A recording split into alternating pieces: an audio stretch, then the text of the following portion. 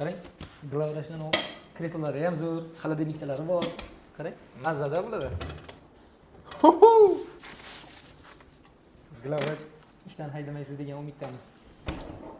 Qo'lini ichyapmiz. Xo'p, bugungi mavzuyimiz nima? Tabiblar va ular tayyorlab sotayotgan svechalar haqida. Bulardan foydalanish mumkinmi yoki yo'qmi o'zi? Bilasizmi? Tabiblar tayyorlaydigan svechalarni tarkibi noaniq. Men ular haqida tushunchaga ega emasman. Ya'ni ular nimadan tayyorlaydi, qanday tayyorlaydi, qanaqa sharoitda tayyorlaydi o'zi? U talab darajasiga javob beradimi yoki yo'qmi?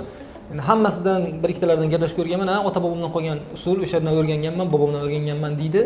Da o'rgangan bo'lish mumkin. Bu lekin to'g'ri o'rgangan degani emas.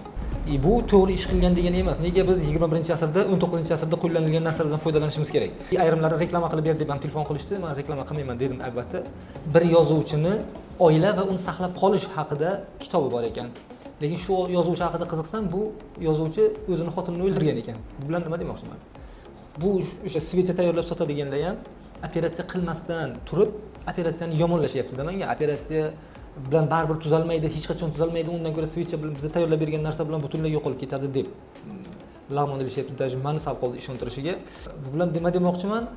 Ko'rmagan ishingiz haqida boshqalarga gapirmang. Tarkibi ham noaniq bo'lgan narsadan foydalanib o'z sog'lig'ingizni tavakkalga sinab ko'rmoqchi bo'lsangiz, men bilmadim. Men bo'lganimda men unday qilmasdim, chunki jonim bir marta beriladi. Uni keraksiz narsalarga vaqtimni ham sarflab o'tirmagan bo'lardim.